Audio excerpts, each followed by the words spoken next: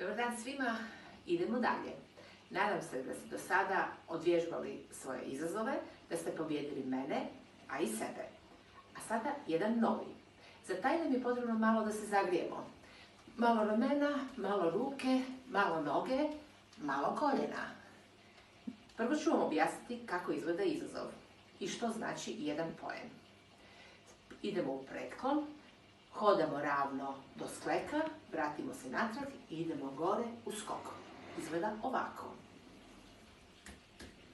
Do skleka, skok.